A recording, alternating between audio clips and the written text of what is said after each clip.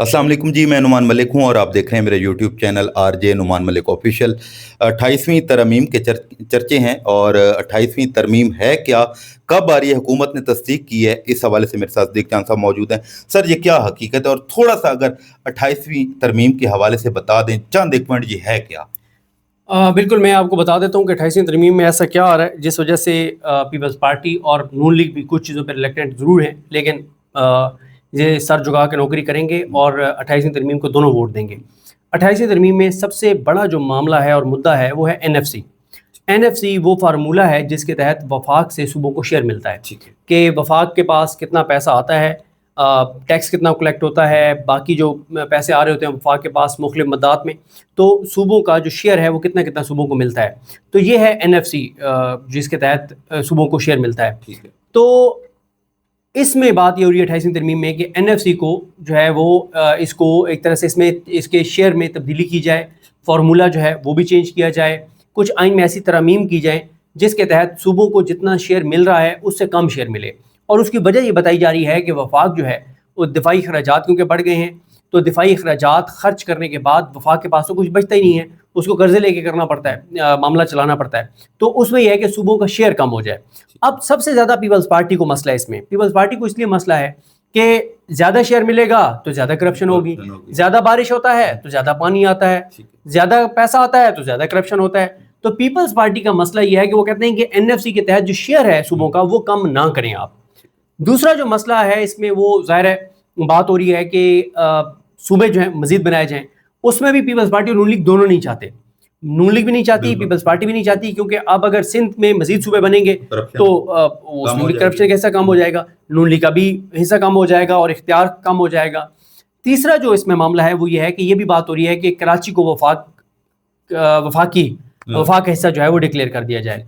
तो इसके ऊपर भी उनको ज़ाहिर है मसला होगा, क्योंकि कराची अगर वफाक ऐसा बन जाएगा तो वो जो सूबा वहाँ फंड्स खर्च करता है वो फिर वफाक करेगा, तो वो भी एक मसला है। फिर इसी तरह से कुछ 18वीं तरमीम के तहत जो जैसे तालीम है, इस तरह के कुछ महकमे जो वफाक से सूबे को मिल गए थे, दोबारा ये है कि वो भी वफाक को मिल जाएं।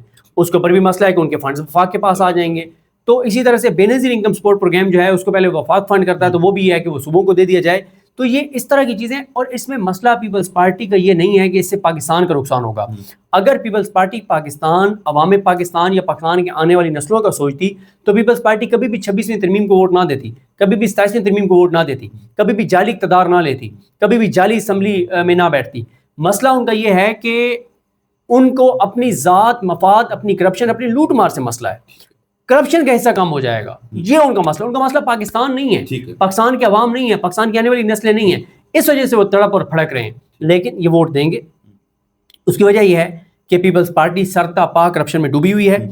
और ख़बर जो बड़ी है वो ये है कि इस्लामाबाद में सेनेटर्स और अरकान कौमी असम्बली पीपल्स पार्टी और नून लीग उनको तलब कर लिया गया है, और बजाय ड्रामा पीपल्स पार्टी करती रहेगी, क्योंकि पहले ये था कि बजट के बाद 28वीं तरमीम जो है वो पास होगी, लेकिन अब एक प्लान ये हो रहा है कि 28वीं तरमीम बजट से पहले पास हो जाए, ताकि उसके NFC में अगर आपने चेंजिंग करनी है, शेयर में आपने चेंजिंग करनी है, तो फिर जाहिर है आप बजट से पहले करेंगे ना, ताकि बजट में वो शेयर उसी मुताबिक चेंज हो जाए। तो इसलिए पीपल्स पार्टी थोड़ा सा शोर मचाएगी, शो ये करेगी कि पीपल्स पार्टी शो ये करेगी कि बिल जबर उनके साथ ये सब कुछ हो रहा है, लेकिन असल बात यह है कि जो कुछ उनके साथ हो रहा है वो बिल रजा हो रहा है। ठीक है, तो पीपल्स पार्टी ड्रामे करेगी, आवाम को ये दिखाएगी कि हम तो नहीं, ये वो फलान, लेकिन वोट देगी।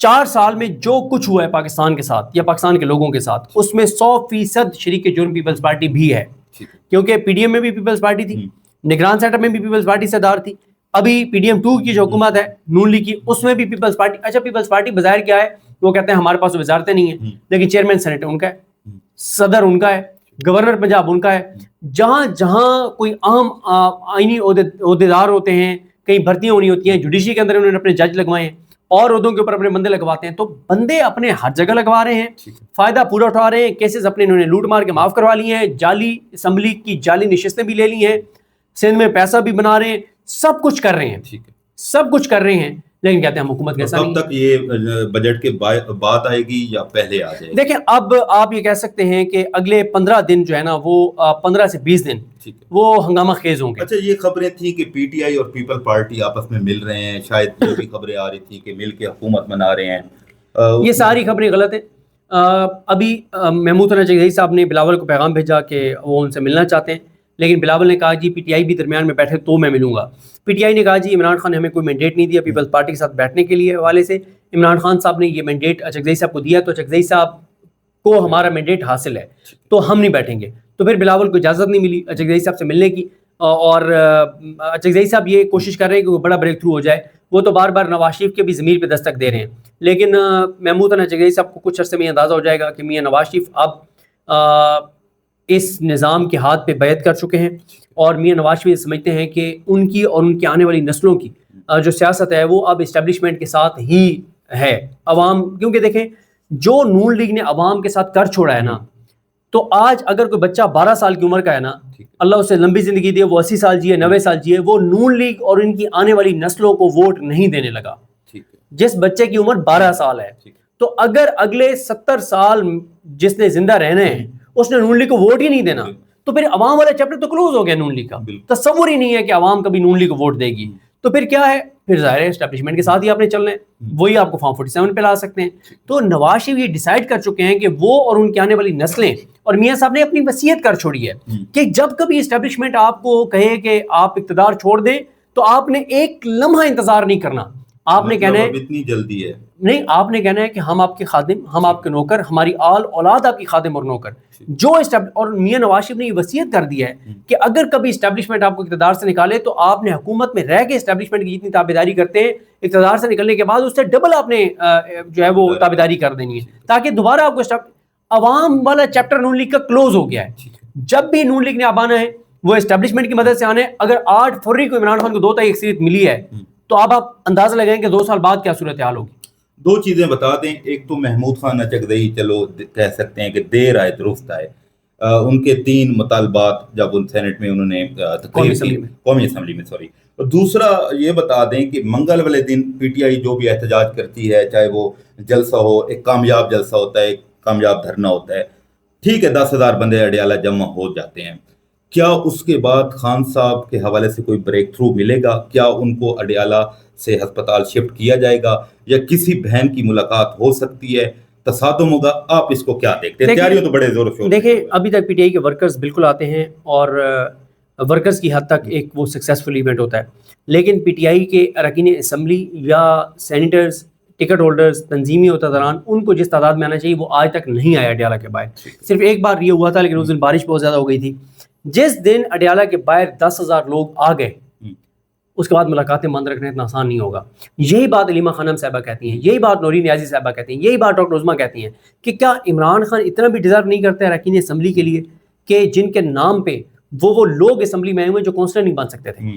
جس دن 10,000 لوگ پی ٹی آئی اڈیالہ کے باہر لے آئی اس کے بعد ملاقاتیں بند رکھنا اتنا آسان نہیں ہوگا.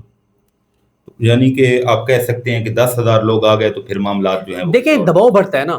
ابھی تو ان کو یہ ہے کہ خان صاحب کی بہنیں آتی ہیں، رات کو ان کے ساتھ 200-250 کارکن رہ جاتا ہے یا 300 رہ جاتا ہے، پھر وہ کارکنان کو گرفتار کر لیتے ہیں. پھر عمران خان صاحب کی بہنوں کو ان کے ساتھ بات کرنی پڑتی ہے کہ ہمارے بے گناہ ورکر کو چھوڑ دو. وہ کہتے ہیں چھوڑ دیتے ہیں، آپ یہاں سے دھرنا ختم کر کے جائیں. پنجاب کے حوالے سے کہا جاتا ہے کہ پنجاب نہیں نکلتا جب بھی کال دی جاتی ہے. اب جو حالات ہو گئے ہیں، دوائیاں مہنگی ہو گئی ہیں، روزمرہ کی جو ضرورت اشیاء ہے وہ مہنگی ہو گئی ہیں، پیٹرول کی مزید قیمتیں بڑھ رہی ہیں، ٹیکسز مزید بڑھ رہے ہیں، کیا پنجاب نکلے گا؟ دیکھیں ہارون رشید صاحب نے مختار حسن صاحب کے ساتھ جو انہوں نے ایک انٹرویو دیا ہے اس میں ہارون رشید صاحب نے یہ کہا ہے کہ پہلی بار ان کو یہ لگ رہا ہے کہ لوگ مزاحمت کے لیے نکل سکتے ہیں پنجاب میں، کیونکہ تنگ آمد بجنگ آمد، جو آئل پرائسز یہاں پہ چلی گئی ہیں، جو نئے ٹیکسز لگ رہے ہیں، جو پیٹرولیم لیوی ہے، جو کسانوں کے ساتھ ہو رہا ہے، جو تاجروں کے ساتھ ہو رہا ہے، جو انڈسٹریلسٹ کے ساتھ ہو رہا ہے، جو ریل اسٹیٹ کے ساتھ ہو رہا ہے، جو کنسٹرکشن سیکٹر کے ساتھ ہو رہا ہے، جو ٹیکسٹائل کے ساتھ ہو رہا ہے، جو مزدوروں کے ساتھ ہو رہا ہے، جو کچھ پاکستان کے لوگوں کے ساتھ، پنجاب کے لوگوں کے ساتھ ہو رہا ہے. تو ہارون رشید صاحب کا خیال یہ ہے کہ پہلی بار ان کو یہ لگ رہا ہے کہ پنجاب کے لوگ بھی مزاحمت کے لیے نکل سکتے ہیں اور لیڈر لیس نکل سکتے ہیں. اور دیکھیں ایک ایسے ٹائم کے اوپر جب بہت ہی زیادہ سچویشن خراب ہے حکومت کی، اکانومی کے ریلیٹڈ لوگوں کے حالات بہت خراب ہیں، ایسے میں اپوزیشن کا ایکٹیو ہونا حکومت کے لیے بہت خطرناک ہے. کیونکہ حکومت اپوزیشن جب لوگوں کو بار بار تیار کرے گی، موٹیویٹ کرے گی، لوگ نکل بھی سکتے ہیں. کیونکہ 10 جون کو تاجروں کسانوں نے پنجاب اسمبلی کے گھیراؤ کی کال دے دی ہے. ٹھیک ہے, اور اسی طرح سے تاجروں نے بھی سڑکوں پر نکلنا شروع کر دیا ہے, پی ٹی آئی بھی ایکٹیو ہو رہی ہے, تحریک تحفظ پاکستان بھی ایکٹیو ہو رہی ہے, مولانا فضل الرحمان صاحب نے بھی 22 مئی کو احتجاج کا اعلان کر دیا ہے. تو ایسے میں حکومت کے لیے یہ خطرناک خبریں ہیں. اگر تحریک انصاف اور تحریک تحفظ پاکستان نے سنجیدگی کے ساتھ, سنسیریٹی کے ساتھ انہوں نے مزاحمت شروع کر دی تو یہ اگلے 2 مہینے بہت ہی ٹف ہوں گے نا. دیکھیں قیامت خیز گرمی, پاکستان میں کبھی اتنی گرمی نہیں پڑی جتنی اگلے ان 4 سال کے حوالے سے پریڈکشن ہے. لوڈ شیڈنگ بہت زیادہ, مہنگائی بہت زیادہ, بجلی کے بل بہت زیادہ, پیٹرول ڈیزل بہت مہنگا, انسرٹینٹی بہت زیادہ, ادویات کی قیمتیں 100% بڑھ گئی ہیں. تو لوگ تو بالکل لوگ بس ہو گئی ہے لوگوں کی. پھر کچھ ممالک سے اوورسیز پاکستانی جو ہیں, جو ہمارے جو مزدور, جو ہمارے لیبر طبقہ ہے خاص طور پہ, ان کو جس طرح رپورٹ کیا جا رہا ہے ریمیٹنسز میں فرق پڑ سکتا ہے. تو کیونکہ پوری دنیا کے اندر اس وقت مہنگائی ہے, ریمیٹنسز میں فرق پڑ سکتا ہے. تو ایسی صورتحال کے اندر حکومت بہت ہی زیادہ ولنریبل ہے. ویسے اگر دیکھا جائے, آپ بات ٹھیک ہے, مہنگائی ہو رہی ہے, تو ایران میں بھی تو ملک کی تاریخ یا دنیا کی تاریخ کی سب سے زیادہ مہنگائی ہے, تو اس سے تو حکومت نہیں ختم ہوئی. دیکھیں ایران اور پاکستان میں ایک فرق ہے, وہاں کے عوام اپنے لیڈرشپ کے ساتھ کھڑے, اور وہاں کے عوام کو پتہ ہے کہ ان کی لیڈرشپ بھی قربانیاں دے رہی ہے. پاکستان میں 99% لوگوں کو پتہ ہے کہ یہاں کی حکومت کرپٹ ہے اور عوام کی منتخب نہیں ہے, اور عوام اس حکومت کے خلاف ہے. ٹھیک ہے, میرا آخری سوال ہے, یہ بتا دیں کہ خبریں تھیں کہ شاید کسی جنرل کی ملاقات ہوئی ہے عمران خان صاحب سے, کیا یہ سچ ہے؟ کسی کے پاس ایسی کوئی خبر نہیں ہے, اور اگر کوئی ملاقات ہوئی بھی ہے, میں یہ نہیں کہتا کسی جنرل سے ہوئی ہے, کسی سے بھی ہوئی ہے, تو باہر ہمیں کوئی تبدیلی نظر نہیں آئی. پی ٹی آئی کے ساتھ, عمران خان کے ساتھ, ان کے ورکرز کے ساتھ, لوگوں کے ساتھ کوئی فرق نہیں نظر آیا. بہت شکریہ جی, بالکل صدیق جان صاحب ہمارے ساتھ موجود تھے. کوئی بھی رائے ہو اپنا فیڈ بیک ضرور دیجیے گا, چینل کو ضرور سبسکرائب کیا کریں, ویڈیو پوری دیکھا کریں. مجھے دیجیے اجازت, اللہ حافظ.